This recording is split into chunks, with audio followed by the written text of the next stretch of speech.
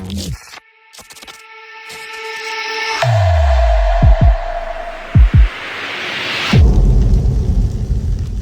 been off the air for a minute. Listen, I was really paying attention to this game because, as we know, the Knicks, the last 5 or 6 games, just been getting beat up. You know what I'm saying? Since the All-Star break, we've been super shaky, looking very vulnerable. 0-7 against the NBA elite. Barely beating Chicago in that overtime win, getting smacked by Cleveland, Boston smacking us again for the third time. So beating Memphis, to me was important. Not only important because you want to win, but it's important for their psyche, for their confidence. The Grizzlies right outside of the top 5, of offensive leadership. They're one of the best teams in the West, like Jay just mentioned. Same record as us until tonight. I don't want to bench. Yeah, number one bench, and we're like the last bench. But I don't know if I consider them elite, but they're definitely one of the higher teams in the NBA in terms of record and how they play. So I was definitely keeping a close eye on this shit tonight. Obviously the return of Mitchell Robinson. You know what I'm saying? I wanted to kind of see how he was going to ingratiate himself back into the flow of things, stamina-wise, conditioning-wise, just getting himself into the flow. We definitely need him. Our defense have been atrocious in all 3 phases of defense, from transition defense to guarding the 3 to rim protection. We just been terrible, man. But we come through tonight. We'll talk about the Mitch stuff in a minute, man. But listen, Captain Clutch, brother, comes through. OG comes through. Big win tonight. The Knicks trailed most of the game, but they had that majority big run. Of the game. Yeah, they had that big run in the fourth quarter. OG hit a nice basket. Cat with a nice 3. Brunson with a couple of big shots. Then he kind of trade baskets all game long, all fourth quarter long. Gets down to the last couple of seconds. Big 8-second violation. The Knicks forcing the Grizzlies, right? He drive to the hoop to kick out to OG in the corner, hits the 3. John Morant comes back at the other end, gets a 3-point play of his own. So, it's always like some cardiac shit with the Knicks. It's never just, smooth sailing. But we pulled the win out. Very much needed win. What do y'all think, man? Jay, I'm gonna go to you first because I know Q's already got his cold water out. He's already gonna shit on the Knicks. I need some optimism from my man Jay. Jay, talk to me. What's going on? I'll be the first one to tell you, I'm tired, bro. Yeah. I'm fucking tired like I was part of that game. We were supposed to start this show 10, maybe 20 minutes ago. Yeah. I needed a second.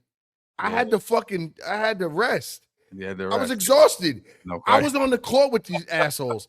I'm done with this shit. Yeah. Like you said, the cardiac Knicks, we are doing and listen to me. I'll be the person to tell you, I don't care if we win by 1 point. Mm-hmm. I'm a high school fucking playground, you name it. I'm from Queens, New York. We don't give a fuck. We win, we win. 1, 2, 10, 25, 35. The win is a win, right? So I'm a big proponent of we won.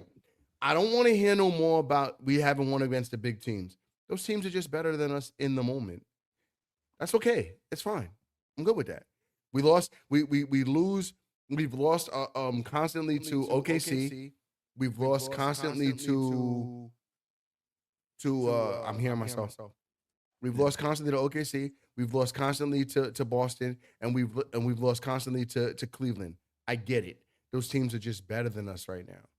Right now, the season is long. The season is pause. The season is there's 82 games in every season. We're 52, 53 games in, or 54 games in, I think it is. Whatever it may be. I'm not overly concerned. It's all about who gets hot at the end of the season. But as far as tonight, I'll take it all day. All day. Facts. We played against a team with the exact same record as us, and we came out with a better record than the team that had the exact same record. I'll take it all day. I'm a New York fan. I don't give a fuck about none of that shit, dog. All I care about is we get the win. I was happy to see Mitch, and we'll talk more about that as the show progresses. Littlefoot drunk ass motherfucker. I was happy to see him back on the court. But with that being said, I'll kick it over to you, Q. I know that you're gonna shit on this entire design, and I'm here for it. Go for it. Yo, y'all making me sound like I'm not a Knicks fan, man. I'm one of the biggest Knicks fans. It's one of my proponents is consistency. And the Knicks are consistently shooting bad from the 3-pointer, consistently not defending the 3-pointer. Like, and I was telling Cash right before the show started, yo, to be honest, keeping a buck, the Grizzlies should have won this game. They shot 12% from the 3-point line. They make 1 or 2 or more of those and shoot 16% from the 3-point line. We're losing by 3-4 points. Like, that's horrible. A team that still shot like that, and we're still struggling to like to still win. Like, we're nitpicking these games. We beat the Hawks by 1 point. They're like the 6th seed. They don't even have their record is, you know, not as good as us, but it's also not that close neither. You know, like it's just what I'm seeing from them. Like Cat making that 3-pointer, and then he's feeling it, and then the fucking very next play he's gonna shoot a 40-foot 3-pointer.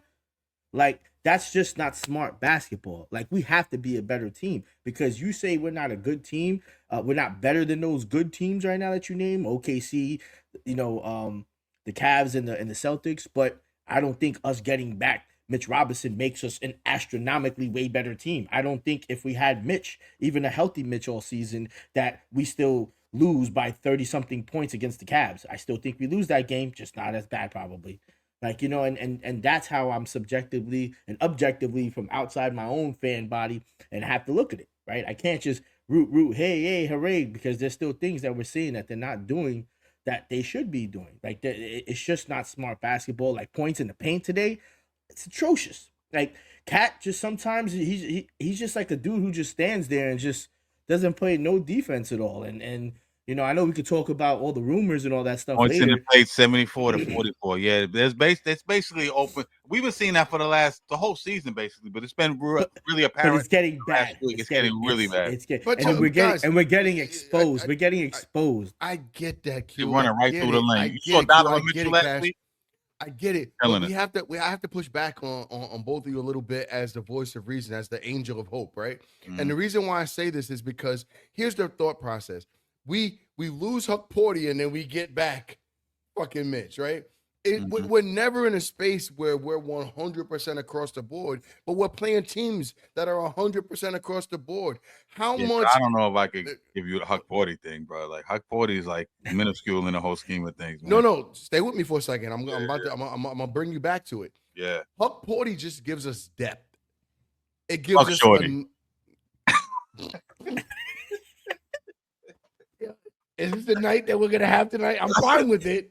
Fuck Shorty. That's my new name. If that's the night we're gonna have, I'm fine with it. I had to get that bar. Go ahead, my bad. No, for real. Yo. Luck Porty. Yeah. Look, now we're gonna fuck Shorty. And he's watching the show. Ain't just some shit. But he's a fan. Shout out to Huck Porty. Shout out to Huck Porty. But what I'm saying to you is it diminishes our depth. It diminishes our depth. So now we get one to give back another. Mm-hmm. So now we're not four or not four. We're not four. We're not four. What do you call it? Deep. We're pause. That was wild. That was wild. Crazy. We're only two bigs.